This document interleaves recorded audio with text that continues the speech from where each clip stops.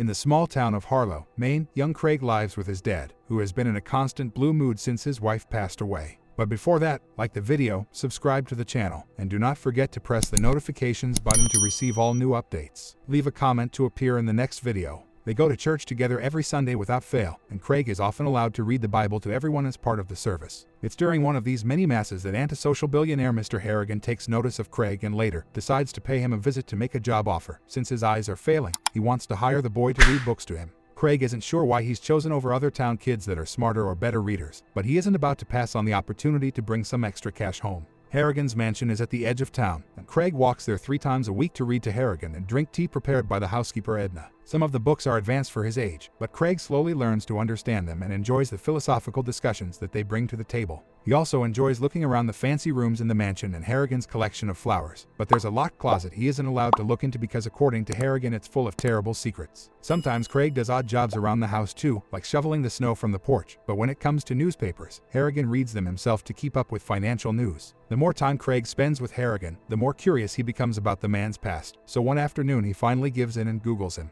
It turns out Harrigan used to be a businessman known for being ruthless and for his hostile takeovers, meaning he isn't well liked in general. He never got married or had any kids, and the few relatives he has don't get along with him either, meaning he lives a very lonely life. Since Craig has always felt guilty for his mother's death, he sympathizes with Harrigan more than he should. Now that Craig is working for him, Harrigan sends him a card with a lotto ticket for Valentine's, Thanksgiving, Christmas, and Craig's birthday, but he never wins anything. 5 years pass, and while Craig becomes a teenager, his age has never stopped from still coming to Harrigan's house 3 times a week to read, only having missed one day when he got the flu. Although he was sick at that time, Craig still felt guilty since he suspects their time together is the high point in Harrigan's week. Because Harlow doesn't have a high school, Craig must take a bus to the closest city every day when his time to attend finally comes. It's quite a shock for a small town kid like him to learn about cliques and social rules, especially since most of the locals have phones and he doesn't, but he still manages to make some friends. The most shocking part of his first day, however, is being approached by a bully called Kenny, who expects Craig to shine his shoes in the bathroom because that's the newbie's job. Craig refuses, and when their conversation becomes an argument, Ms. Hart checks on them, but Craig isn't a snitch and tells her everything is fine.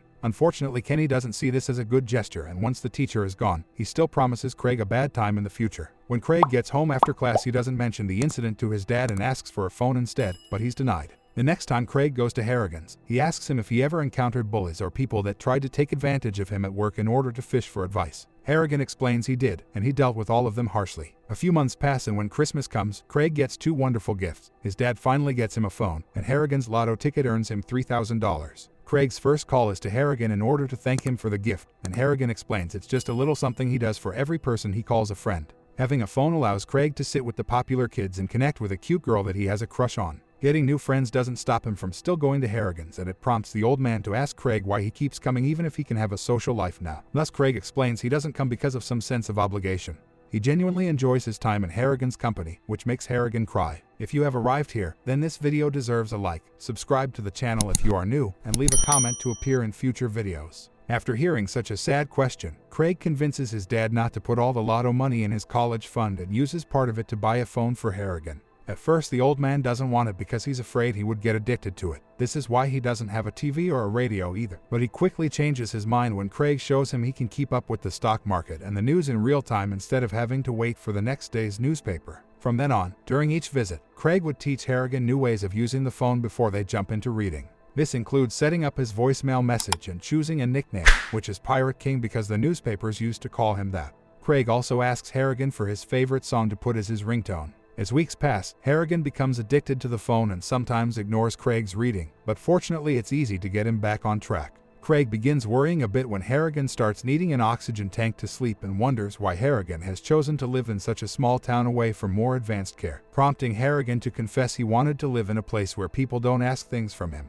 In return, Craig explains he would love to move to the big city to become a screenwriter. Harrigan doesn't approve because there are always enemies getting in your way in that kind of business and makes Craig promise that if he ever goes down that career road, he'll dispatch any enemies with haste and without any guilt. Craig is impressed by the fact Harrigan can still hold himself with power even in this weakened state, but he also feels bad for Harrigan because he found a drawer full of lotto tickets, meaning he doesn't have many friends to send them to. A few days later, Craig comes to the mansion while Edna is having her day off and lets himself in after Harrigan takes too long to open the door. Sadly, it's not the phone that is distracting him but something worse. Harrigan has died on his chair with his phone in his hand. It's a very disturbing and upsetting image to find, and it hits Craig harder when he grabs the phone and discovers Harrigan had been about to call him. Crying, Craig calls his dad for help before honoring Harrigan's life with his favorite literary quote. An ambulance and the police come to take care of everything, and by the time Craig makes it home at night, he's so tired he didn't realize he brought Harrigan's phone with him as well. As a final goodbye to his best friend, Craig sends a text to Harrigan's phone saying he'll miss their afternoons together. The day of the funeral, not many people attend, but Craig still reads a passage from the Bible and puts Harrigan's phone inside the suit they've put on the body. Harrigan is buried near Craig's mother, who is visited weekly by his dad, but Craig himself only came once because it would be accepting she's gone forever. After the burial is over, Craig is given an envelope by the man in charge of Harrigan's finances with a letter from the old man explaining what he's left him in his will. While Harrigan didn't approve of Craig's career choice, he still wanted to support him, so he left him $800,000 in trust to cover college and any postgraduate work he may choose. The most shocking part is a PS saying Harrigan will miss their afternoons together too, as if replying to Craig's text message, and while Craig wants to blame it on a coincidence, he can't stop thinking about it. Later during a stormy night, he calls Harrigan's voicemail and leaves him a message thanking him for the gift but also admitting he would give it back if he could have his friend again because he misses him. The next morning, Craig wakes up to find the creepiest message on his phone. Somehow Harrigan has texted him back, although the reply is just a bunch of random letters. Freaking out at the idea they may have buried Harrigan alive, Craig asks his dad for help, but his dad explains this is probably a prankster that cloned the number. But you have to give this video a like and subscribe to the channel, given the effort the team put in to come out like this, and leave a comment telling us what you think of the video. Harrigan can't be alive because the hospital did a full autopsy before releasing the body for the funeral. This explanation is still not enough for Craig, who visits the cemetery and calls Harrigan's phone only to freak out again when he hears the ringtone coming from his grave. Afterward, Craig goes to Harrigan's house and has tea with Edna, who confirms Harrigan left her and the gardener some money as well. She also agrees that Harrigan was a good man, but you didn't want to have him on your bad side. For example, the previous gardener stole from him and Harrigan made him regret it. After refusing to offer details, Edna allows Craig to take something so he can remember Harrigan by, and Craig takes one of Harrigan's favorite flowers. Soon afterward, Harrigan's house goes up for sale and Edna is allowed to stay meanwhile to take care of the place. Once he's feeling better, Craig goes back to school and actually enjoys his classes, especially thanks to Ms. Hart, who is an incredible, supportive teacher. Kenny doesn't bother him much anymore and eventually gets expelled for selling grass on campus. Craig wasn't the one to rat on him, but Kenny still thinks he did. Things get even better when Craig gets to attend the winter dance with his crush, but the perfect night is ruined when Kenny shows up at school again to beat Craig up for snitching and threatening to kill him if he ever tells anyone about this. It's Mr. Hart who finds him moments later and she suspects Kenny did it, but Craig denies it because he wants to graduate without getting in any more trouble. When Craig gets home, he refuses to discuss what happened, prompting his dad to point out he needs to talk to someone instead of bottling his feelings up.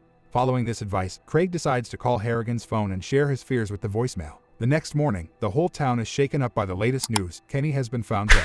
Craig can't stop feeling overwhelmed with guilt when he sees Kenny's family grieving, realizing even bullies have people that love them. He can't stop thinking about this the rest of the day and it keeps him distracted during his lesson. So Ms. Hart talks to him after class to comfort him and remind him not to blame himself. Since she's always been so understanding, Craig brings up the subject of ghosts, and Ms. Hart admits she doesn't like to mess with things like Ouija boards and the like because his grandma always taught her not all ghosts are holy. Later that day, Craig visits the place where Harrigan's old gardener used to live and a neighbor explains to him the man ended things in his truck when it became impossible for him to get a new job after Harrigan fired him. Craig's curiosity gets the better of him and makes him check said truck only to get more upset when he finds a lotto ticket inside. On his way out, Craig sees graffiti on the garage door that wasn't finished but was clearly an insult towards Harrigan. In the evening, Craig calls Harrigan's phone to ask him to send him a signal if he truly had anything to do with Kenny's death, and as soon as he hangs up, his phone rings with Harrigan's number and receives another message that doesn't make sense. The following day, Craig shares what has been going on with the local priest under the seal of confession, but the priest agrees with Craig's dad and thinks someone cloned the phone number for a prank.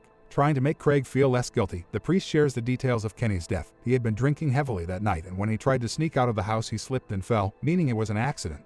What the priest doesn't know, however, is that Kenny's mouth had been full of shoe polish. The priest advises Craig to rethink his obsessive relationship with his phone, and Craig does exactly that by going to the store and getting a new updated model. The clerk that sets everything up for him explains that the weird messages could have been stuck in the software, which is known as a ghost in the machine. All the contacts are transferred to the new phone, and when Craig tries to call Harrigan this time, it doesn't work, so he assumes it's finally over. As soon as he arrives at his house, Craig throws the old phone in the trash, but he soon regrets it and puts it inside a box full of little memories that he hides in his closet.